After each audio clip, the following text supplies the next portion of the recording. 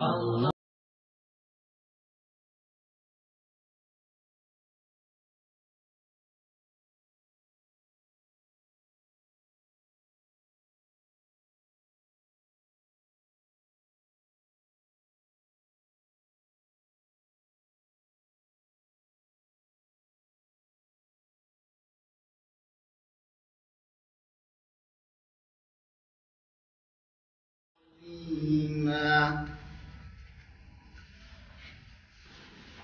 إنا عرضنا الأمانة على السماوات والأرض والجبال فأبين أن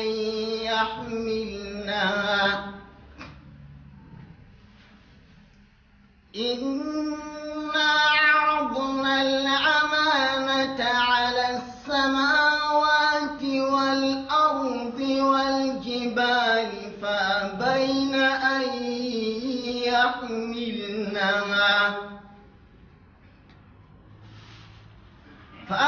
أن يحملنها وأشفقن منها وحملها الإنسان إنه كان ظلوما جهولا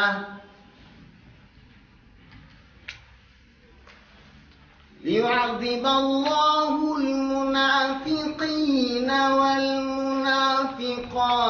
والمشركين والمشركات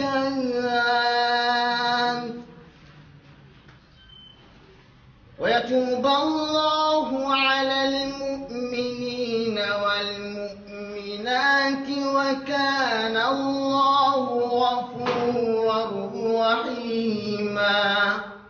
صدق الله العظيم.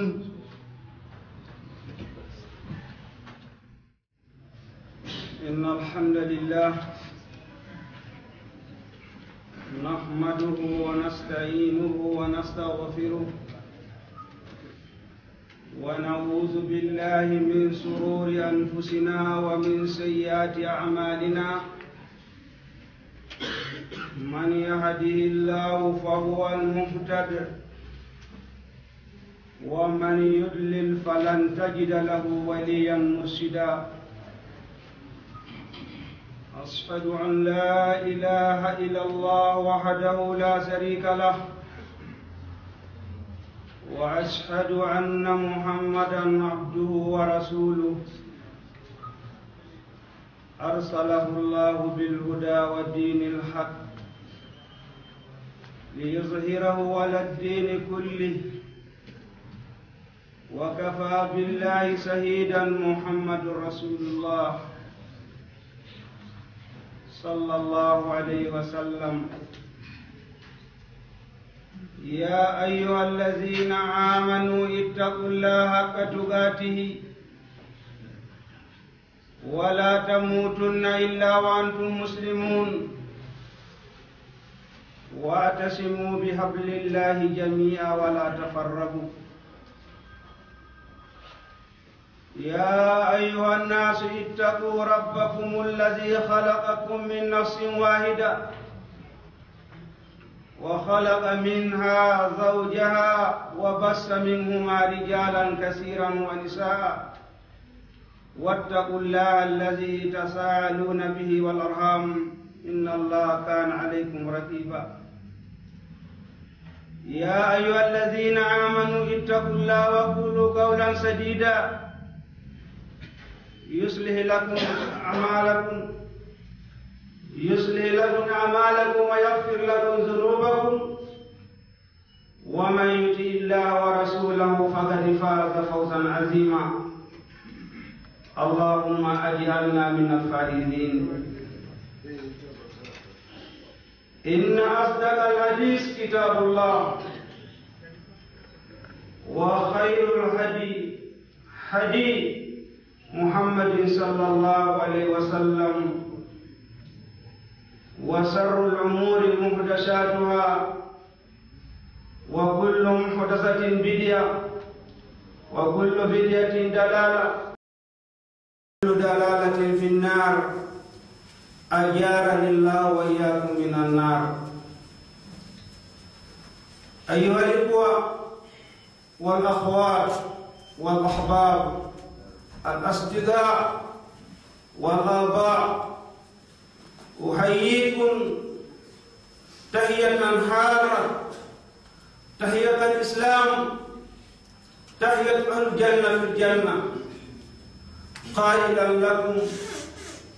السلام عليكم ورحمة الله تعالى وبركاته. طبتم وتاب مثواكم وتبوأتم في الجنة منزلا. الحمد لله الذي أجمعنا اليوم في هذا المكان في بيت من بيوت الله سبحانه وتعالى. إن شاء الله موضوعنا اليوم بعد شكر لله سبحانه وتعالى، موضوعنا إن شاء الله لفضل المساجد أو المسجد والنفقة فيها أو الصدقة فيها، لأن الله سبحانه وتعالى قد أمرنا ذلك في كتابه العزيز. هري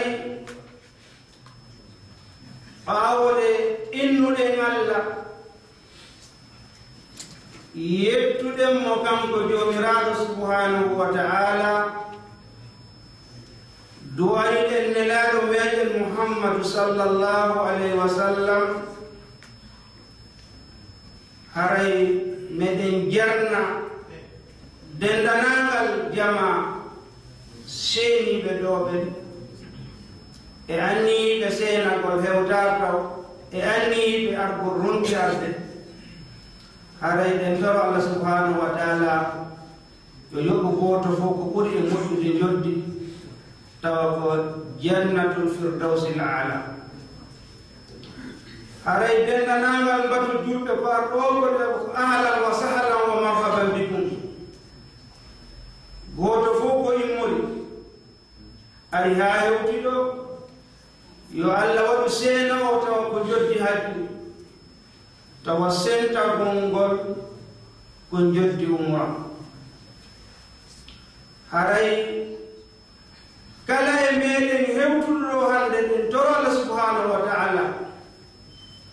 simo wondi e ande ma e maɓude ma e nawnaɗe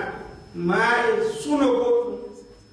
yo Allah subhanahu wa ta'ala infanna ɗum. ko arɗen ɗaɓɓere e ɗiɗo leydi goo ma e ɗeɗo leyɗeɗe ko jawdi arnoɗen ɗaɓɓugol yo Allah hokkoɗen jawdi laaɓude dagindi nafayndi en aduna e lakara. Allah dandu en jawɗele men ɗe wonde fitina meɗen, no Allah wiro innama amwalukum wa auladukum fitina. haray jawɗele monɗe e ɓiɓɓe moɗon ɓe ko musiba moɗon, ko tana moɗon, ko bone moɗon. yo Allah dandu en e jeyeɗe ɓeɓe jawdi muɗum e ɓiɓɓe muɗum wonta fitna muɗum manata ɗum yite jahannama janngo yawmal qiyama. haray ɗo kala marɗo jiiɗi yo Allah waɗanmo barke muɗum, kala mo ala kadi jiiɗi yo Allah hokkormo ko waɗa barke. yo Allah moƴƴinan en fiyakuji meɗen, yo Allah dandu en sikkugol gayni hara gaynare. haray temu yewtere mawdu meɗen on ɗo hande wona ko kutata inchallah. haray ko fi ɓural juulirde ma juulirɗe ɗum woni jaamiwuje e demasugol e sakkagol wadde sadaka fi muɗum. o waɗi noon wa kadi darasna aw wa qara'na miraran wa tikraran من القرآن وفي القرآن اليوم أيضا إن شاء الله، ونقرأ بعض الآيات في القرآن. وعلينا اليوم أن نطبق ما درسنا وما قرأنا إن شاء الله، وماذا أمرنا الله سبحانه وتعالى في الصدقة. هاي إن هي جانب جانب تونيان دفونيان هيدن جانا كتفسير الله سبحانه وتعالى من القرآن مودة ولا تيوري نيان دفونيان جانب بونغول jono hande kadi janga yoga yaade seedadini kono haray hande kutorondirde ko yemodu pratique wani non en heewi jangude en neɗɗi jangude ko janguden ko ngadi etoɗen waɗen pratique muɗum inchallah e si a jangi a waɗari haray moƴƴari onno yo Allah dannu en jeeyede makko haray eɗen andi taw نلالو صلى الله عليه وسلم بماي أحب بقاع الأرض أحب البقاع إلى الله سبحانه وتعالى في الأرض وقرأ يدد إليدي إدينكرد إنوكيد كهور إليدو هراي كجولي رد الله أريد أحب البقاع إلى الله المساجد والله أريد إهور إليه من دوفهم وجولي لديه ونم بقوله صلى الله عليه وسلم أحب البلاد إلى الله مساجدها وقرأ يديه إليه من فوق ko Allah subhanahu wa ta'ala ko juulirɗe ɗen ɗum noon Allah subhanahu wa ta'ala no yamiri en haray yo en maammo cuuɗi mo yamiri en mirara o tikraran ende fo ɗe janga wiyo ya maammo cuuɗi أيوه إن المساجد لله فلا تدعوا مع الله أحدا. هراي جولي بدين كو جيده كو الله ودا أمنوت هاي بولو إيه الله كو جولي بمانكو politique wattake to jambanirtake to ton ko fiina ɗum ko wanno ko suuɗa Allah subhanahu wa ta'ala. Uno haray si amani Allah suudu be wirini wa man bana lillahi masjidan yabtaghi biha wajhu Allah bana Allah lahu baytan fil janna. Kala ma ando Allah juulirde tay ko mahi nin juulirde هو خالصة لوجه الله وفي الله ونافي نانيد ونافي أنديد ونافي وولد كي يبتغي يمدبر وجه الله برجع الله يوتي الله يوم نلعب صلى الله عليه وسلم مات بنى الله له بيتا في الجنة الله ما هناي مسودك على الجنة den hani holade joni non fala budda kullu wahid minna yurid an yakuna lahu wa an yajida baytan fi Europa wa fi Afrika haray goto fo e meden hino faala hino yi heɓude suudu hususan tentini Europe ɗo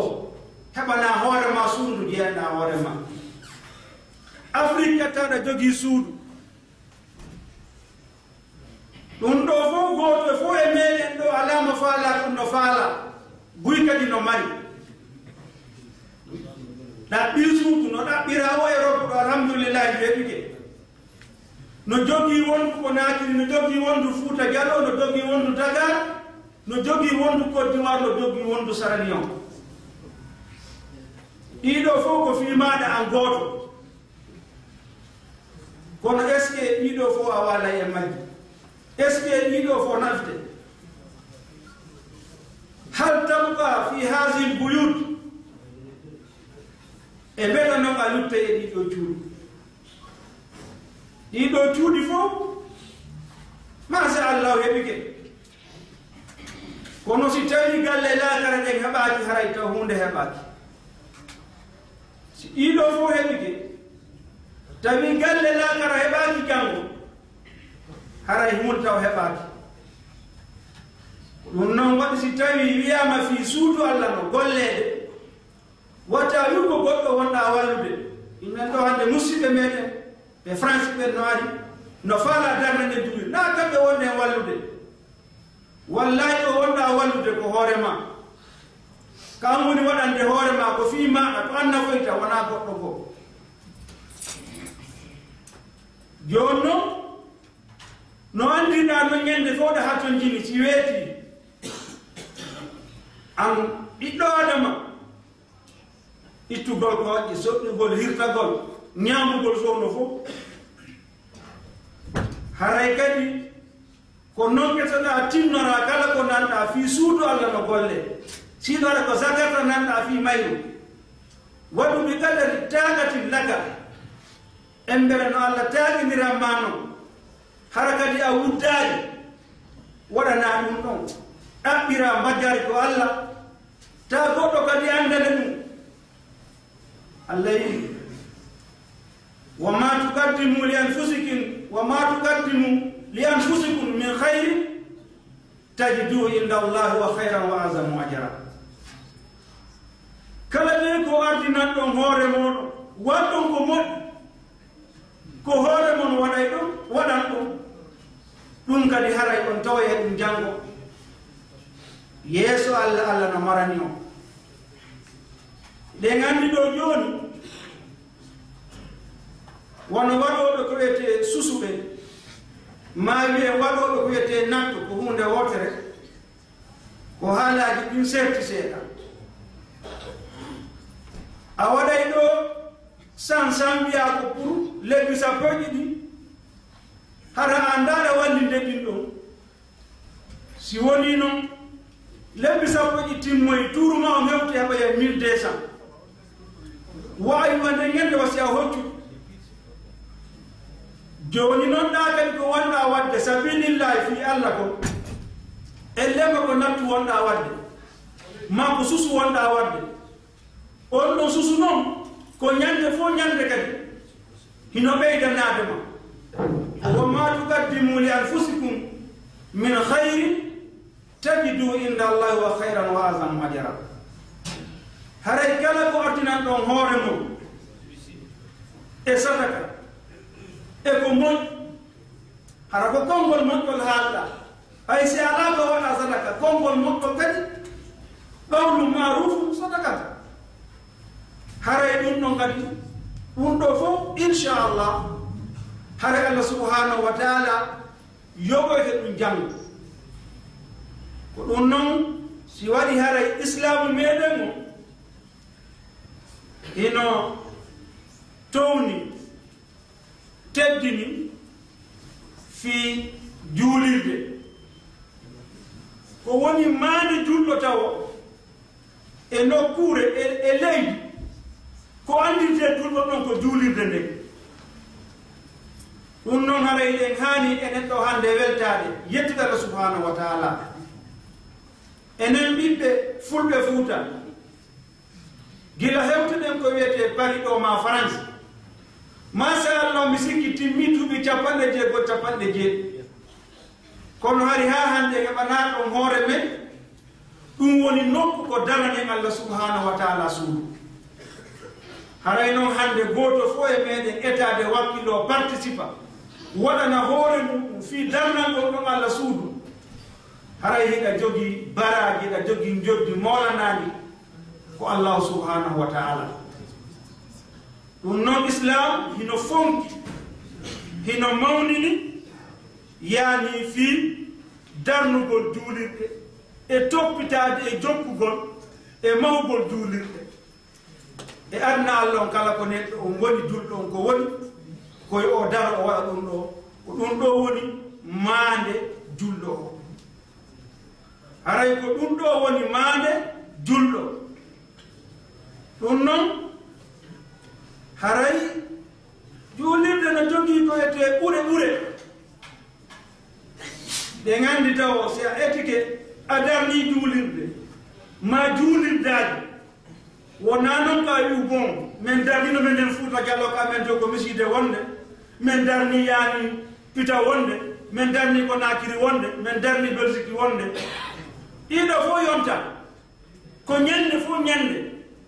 ko ya wakkilo kala ko nanɗa fi juulirde no waɗe etoɗa ngel maɗa yaha ɗon wa'budu rabbaka hatta ya'tika al-yaqin. yo taw ko e dewal Allah subhanahu wa ta'ala wonɗa ñande fof ñande ha ñande mayde tamuma no woniri ɗon jawdi ala haarude ñande fof a daway kono haande a ɓargo faalɗa ko si wiyama kadi fi Allah ko watte fi suudu Allah suudu ndu andanɗa hoore ma naata ɗon waɗa hunde tawa nde hunde no ɓuri moƴƴude adna Allah on fof e kala kone adna naata e hunde e nokkure e suudu waɗa ɗon hunde gollal tawa ngal gollal no ɓuri dendanangal woni adna ko e adna on fof. nelaɗo sallallahu alaihi wa sallam maaki rakatay fajiri khayrum min ad-dunya wa ma fiha. daga ɗiɗi rakaytal fajiri ɗe yawɗa ko juulirɗe sujjuɗa ɗen ɗon ɗiɗi nelaɗo maaki ɗe ɗo ɓuri moƴƴude adna o e kala koni aduna. ɗum noon kam woni sabu ha nduɗo suudu darna. suudu ɗum kadi wiya ko suudu Allah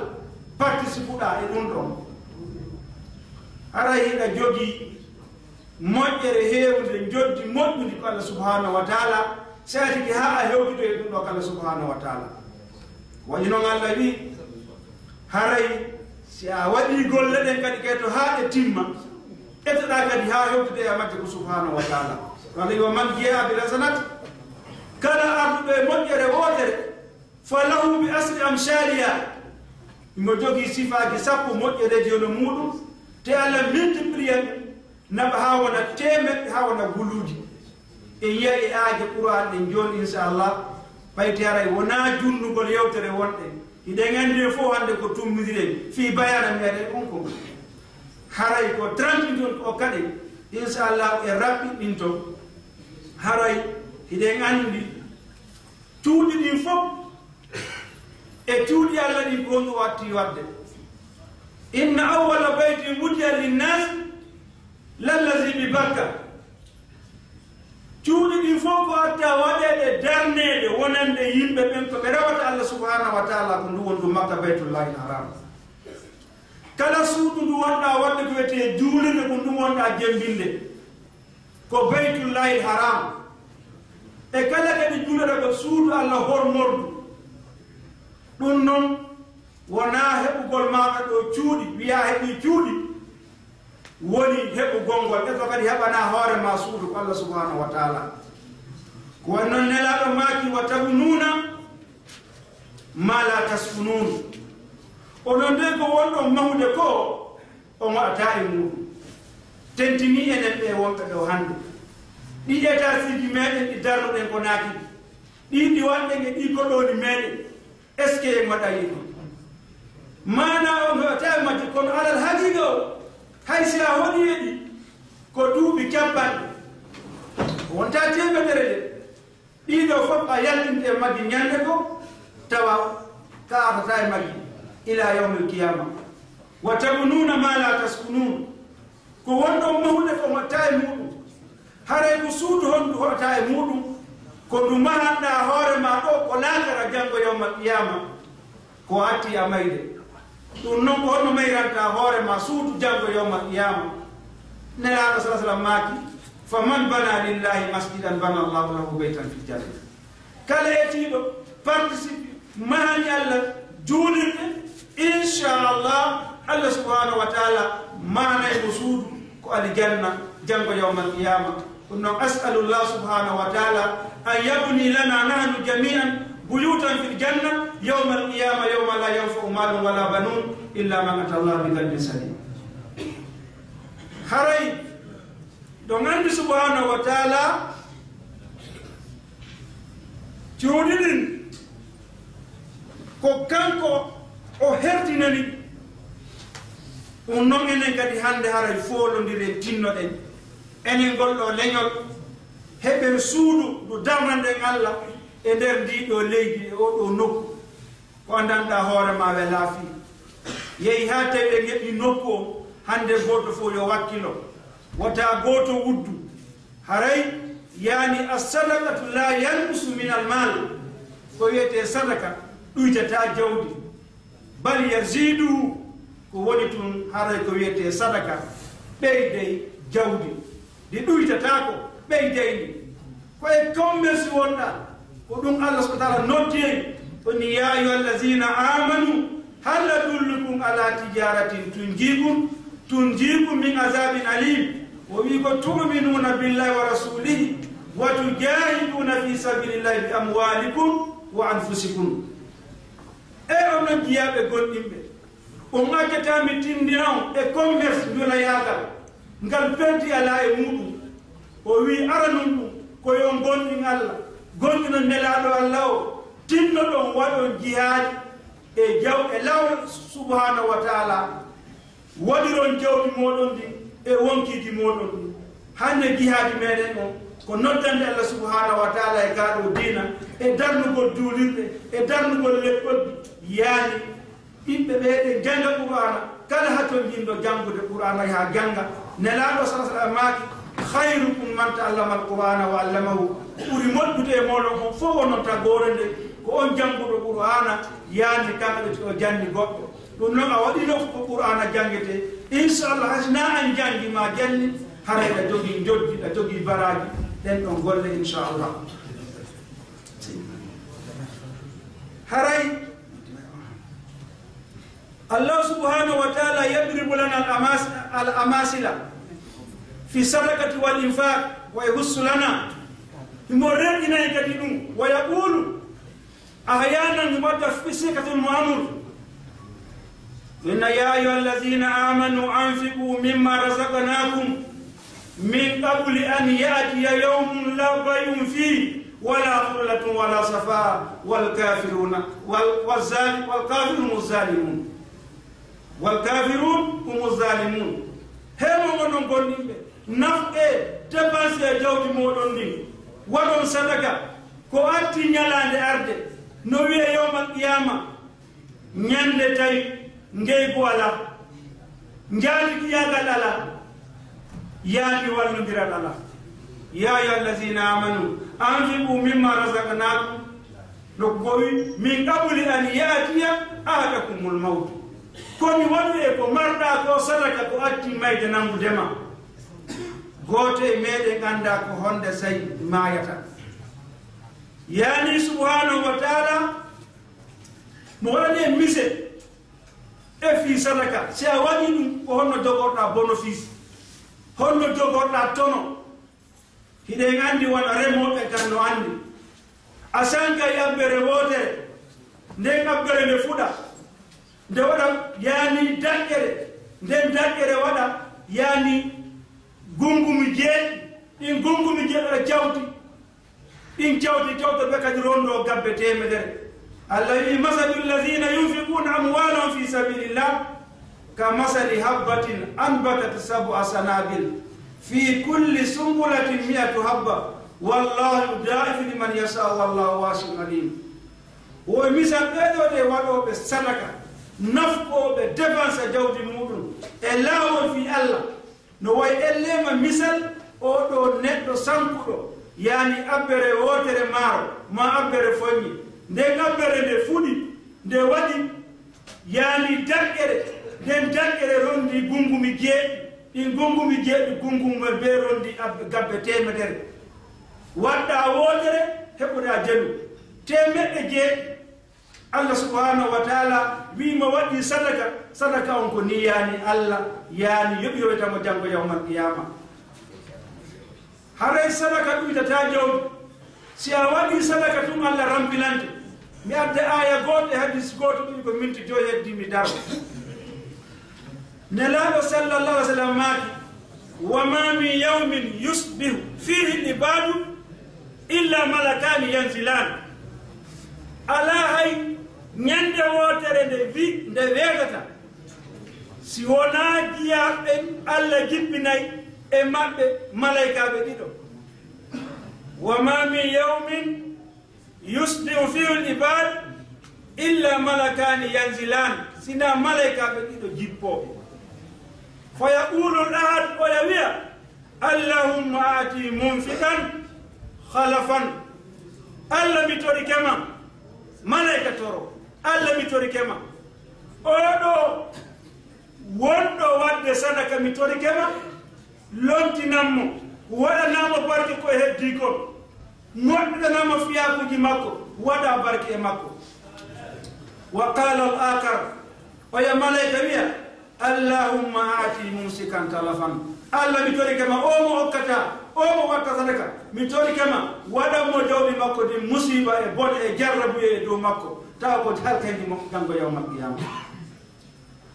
haray ɗe gandi subhanahu wa ta'ala bin fa amma man ata wattaqa wa saddaqa bil husna fasanuyassiru lil yusra si tawi de ko oɗo okkuɗo waɗi sadaka e jawdi muɗum ndin fa amma man ata wattaqa huli kadi Allah o renti ɗe gandi okkugol no jeeya e simatu yani almuttaqin wonko sadaka ko mande moƴƴuɓe hulɓe Allah subhanahu wa ta'ala ɗum noon Allah wi en wa ma anfaqtum min shay'in fa huwa yukhlifu fa huwa khayru raziqin o wi kala ko dépense ɗen naftuɗen waɗɗege fi Allah o wi ko kanko Allah tigi woni lontinowo ɗum rampilana neɗɗo on ko waɗi on ɗon sadaka ɗum noon haray ko en tinno wakkilo ɗen wona goɗɗo wonɗen wadde musidɓe meɗen ɓe farage wona goɗɗo bo ko wonɗa wallude ko hoore ma ko wa ma anfaqtum min shay'in fa huwa yukhlifu wa huwa khayru raziqin ko Allah lontita ɗum ko Allah ɗon ɓuri moƴƴude kadi hasikoɓe wallay goto fof yo laɓɗi ɓerde mum ɗe anni yo waɗira lillah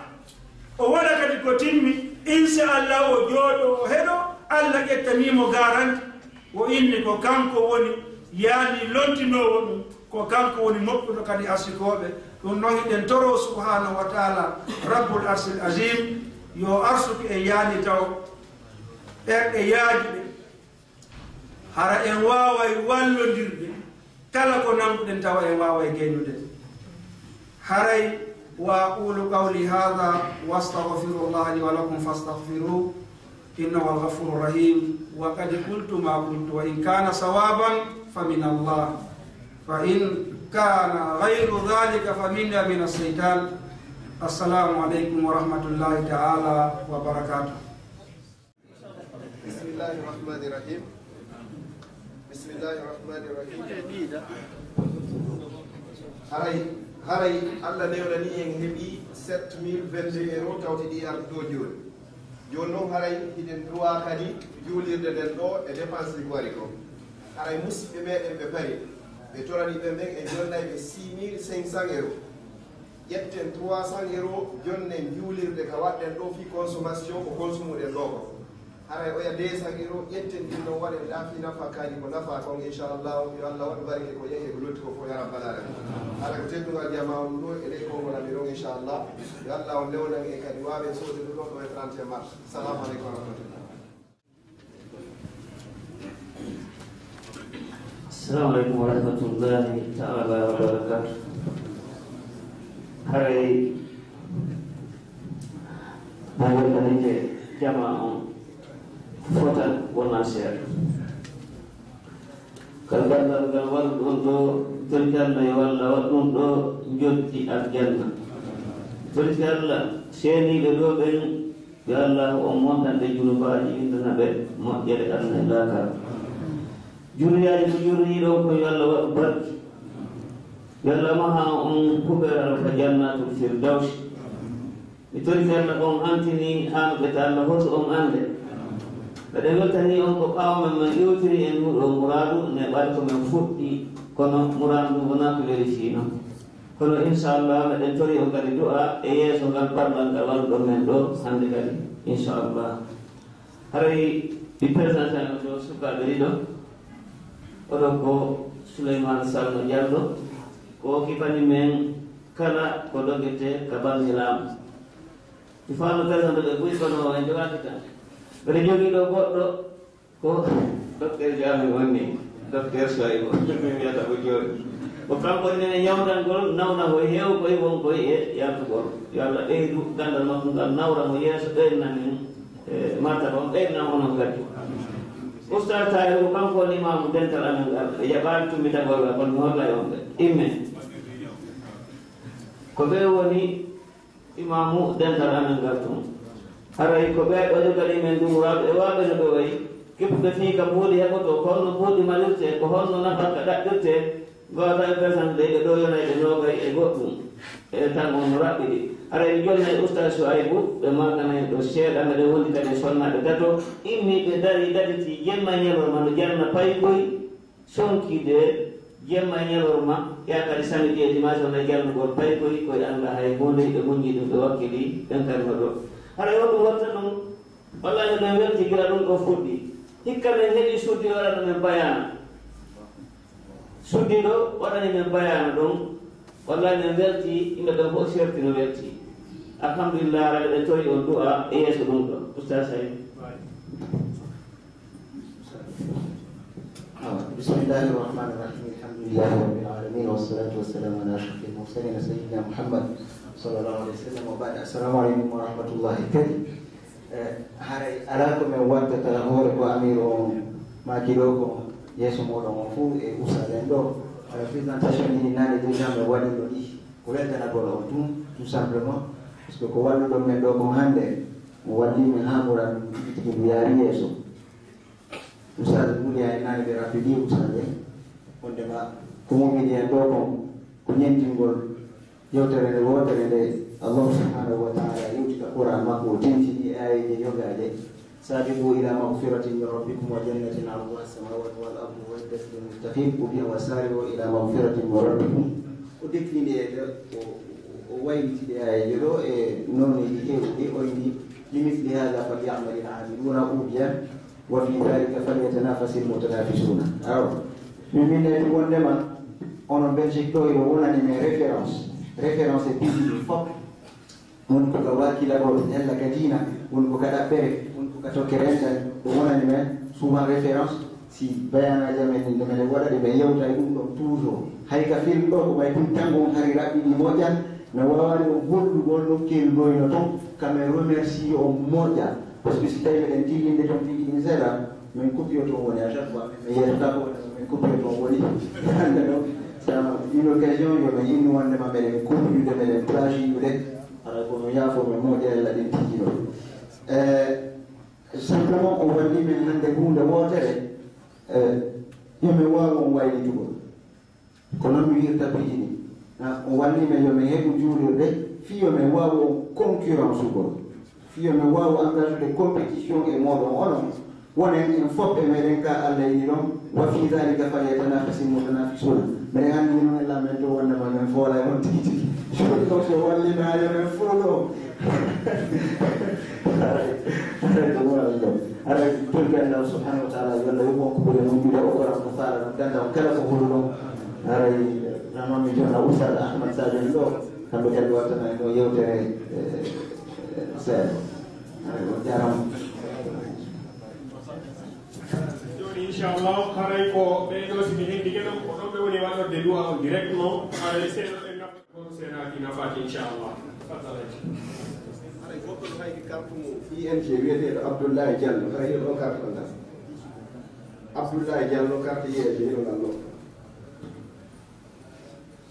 Bismillahirrahmanirrahim. Alhamdulillahi rabbil alamin. Wassalatu wassalamu ala rasulillah wa ala alihi wa sahbihi wa man tabi'ahum bi ihsan ila yaumiddin. Wa ba'd, ayyuhal ikhwa, assalamu alaikum wa rahmatullahi ta'ala wa barakatuh. Namusi ketokule bawon yetu dengan Allah subhanahu wa ta'ala wan denelal makom Muhammad sallallahu alaihi wasallam ay dayura ngo tawi kana yetore modu e fiurango l'islam ngo Allah subhanahu wa ta'ala ya miramo dum ko bi golo assalamu alaikum wa rahmatullah. Tibiyo tiya inshallah ko yote ko yote amado ay sitamu ko do yote alaino ko yote ko yote amanante no kadi mustawa mo hewta no arbo daro do yeso mondo yettami ko kono masha Allah hatta ha joni amiro be weltani ke jama'o menen kay ko baado men gewdenta nanenna o weltanama yo Allah subhanahu wa ta'ala wadu golle mo don den ka pese mo don monde yawmal qiyam subhanahu wa ta'ala men jetti do yo kala sarena ki men bronnay mawɓe no ka men no ɓe ma kayno won neɗɗo fof neɗɗo mo mari ñalaaɗe ɗiɗi so wallaka e majje o bonnay wonayde o welti haa feƴƴiti so wallaka nden ñande o bonnay walla ñande o sewtini haa feƴƴiti so wallaka nden ñande o bonnay minen kam en dariɗo hannde placé amen o ko gonela sallah sallam sifi kono fiye neɗɗo goo ka ɓangingol e rerdingol fi ɓural korka ɓe innimo waywatuma neɗɗo ka sahara ko mbaɗɗa ƴeeri makko ndin e ñaamete makko e njaram makko ɗam fuu majjiram o ɗaɓɓita o ɗaɓɓita o ɗaɓɓita haa o ronka o taƴi o fes o waalo o ɗaano ɗum o finoya o tawa ɗum hewteteno hino dakko makko ko ɗaɓɓiteno ko fuu wo hakke man ko welti wa inna allahumma anta abdi wa ana rabbuka Allah min tego min deyma ko a woni jiyaɗo am idan menen kadi son tiɗaɓe on tiɗke fuɗɗingol jonnugol men ɗo yewtere arenaki joni joni min yejjita yimɓe yo Allah yoɓuo min illa yo yoɓu Allah ɗum ɗon haray ka ɗaɓɓindinde mi wata ɓeyde ka amiro ma ko tigi tigo mi weltari ko weltare timmude yo Allah subhanahu wa ta'ala yoɓon ko ɓuri moƴƴude e joni simi yalti ko men torto yo ɓeydan min ko du'a sabu na menen ɓe dege leydi nde annduɗa nde nanda e leyɗele rawna ɓannduɓen fof ɗulle ko France ɓe jogii jokko cakkare e jiɓi liɓiire nde annduɗa koye o ngel do anna lanna o watande jibbude a wayra yande ko ni janngo tawoya ko ni kadi o awa num ga waɗi noon min kadi leyɗele ɓuuri ka leyɗe fotgoɓɓen ɗo kono ko yimɓe ɗon ko ɓe mettere fi hakkude yimɓe e laamiɓe ɗum hay onon siɗo wattan ɗiɗa e ɗo yiwde tokko jabba wonɗo ɗo mum alaaka he titi to ara e noon ko hombo jeyiɓe ko Allah subhanahu wa ta'ala ko hombo jeyi ko Allah subhanahu wa ta'ala meɗen torowon du'a yo Allah subhanahu wa ta'ala wallu en ko hokkintinɗen ko polen ɓe fi ɗum few ko kanko Allah wi o timminayi diina makko kam hay si tawi keefeero yiɗa eɗen toroyo Allah subhanahu wa ta'ala waɗo en jeyeteɓe e wonoɓe sabu ha diina makko kam feeña ka leydi France ɗon arande en poti on du'a ɗum mon kadi o andi différence on hakkude dental paringal e dental France e Belgique ngal no sewti kono ɗum waɗi miɗo ɓuri tabɓinade onon ɗo jikiriji mon ɗi seedeje ɗen ko goote ɗi jikiriji ɗin fof ko ɗi seedeje tati anda on faama en janga ɗeneji ɗi kadi onon jikiriji mon ɗi fof seedeje ɗen ko tati minen noon jikiriji ɗin seedeje ɗin no ɗuuɗi no woodi jikiriji ɗi seedeje tati no woodi jikiriji ɗi seedeje joyi jikiriji ɗi seedeje jeɗɗi fono kon no hawti waɗi dental gotal ɗum ɗo gari miɗen tewen du'a so Allah waɗi noon ɓurɗen ɓe heɓike ha Allah subhanahu wa ta'ala taw banta ko ɓuri ɓurɗen faalede kon ko kanko Allah ɓuri faalede kon ɗum ɗo wonta dow wedditi ko fof wonta ley alay ko ɗin ɗon duwaji ɗi woni komi tori o aɗon miijital yande ka dow ka toɗoɗo o alay ko ɗum ɗo fof ɗum manno komin ɓeytota ɗon yaafo ɗen komi sonkiɗo e moɗon kon mi hanama wadde ko ɗon woni amiro yewti haray gasi haray e toygal bandara yo Allah hawrindini kanko woni hawrindinoɓe ɓe julɓe ɓe ɓurki Allah yo Allah newi ɓe hakkude ɓeɓe julɓe fof hakkudeji maɓɓe adnanɗon fof fitinaji ko woni e jinnude woni lemmenade e leyɗele ɗen ha julɓe heɓa fitinaji en ɓurki Allah subahana taala yo Allah yippudin fitinaji en ɓurki Allah subahana taala yo faamin julɓe ɓen diina ha ɓe goydira diina kan kadi yo Allah faaminɓe ko honɗum woni googa yokkina ɓe googa en ɓurki Allah faamin julɓe ko woni tawhid ɓe jokka tawhid yo Allah faaminɓe kadi ko woni sirku ɓe acce sirku o Allah faaminɓe ko woni sunna ɓe jokka sunna Allah faaminɓe ko woni bida ɓe yokkito bida yo Allah dando e wongol yimɓe añamɓe Allah dando e wongol yimɓe wudduɓe zurriyaji ko wona zurriyeje ko en ɓurki Allah subahana taala ko kanko woni jon kanko woni laaɓiɗo en ɓurki yo wallu en hejjen e maɓɓe e nenniraɓe maɓɓe ɓen en fof wuren ɓanten dina Allah kam mawɓe meɗen ɓen kadi wuurɓe wo faatiɗo en torki Allah hawtuɓe fof yaafoɓe hawtitay enen kadi yaafo heci ƴettitay rabbana taqabbal minna innaka anta as-sami'ul alim wa tub alayna innaka anta at-tawwabur rahim rabbana atina fid dunya hasanatan wa fil akhirati hasanatan wa qina adhaban nar rabbana la tuzigh qulubana ba'da idh hadaytana wa hab lana min ladunka rahmatan innaka antal wahhab wa sallallahu ala sayyidina Muhammadin wa ala alihi wa sahbihi wa sallam taslima سبحان ربك رب العزة عما يصفون وسلام على المرسلين والحمد لله رب العالمين. هاي أستاذ عبد الله وبلغنا لي يوم الجمعة بين كهلا عرب سواء دعاء وساكت روح إن شاء الله هاي أتاك يا لله تناير كلام إن شاء الله إذا كنا ندور نيالande دم ينفرتينتا كولت جديم فوق كفودا كون فوق كهدي كون فوق كنا ندور ونيكو fottinte e ko ñalande mawde ñallal ngal fof waɗete inchallah ko daññande fottinte no woodi kadi janngoɓe ɗon sikki premier trimestre kako deuxiéme trimestre premier deuxiéme trimestre fof renotade yimɓe daññande aramiɗen ɗo fof hettiɗo yawde ɗe yaaɗino kadi ko docteur seennoɗo e nde seenano ɗon men débordi moƴƴa ha piiji buy boniri men toon ɗulle ko bamgal teddingol hoɓɓe ɓen haray onon yewtude ga ɓen ɗiɗon jeeyano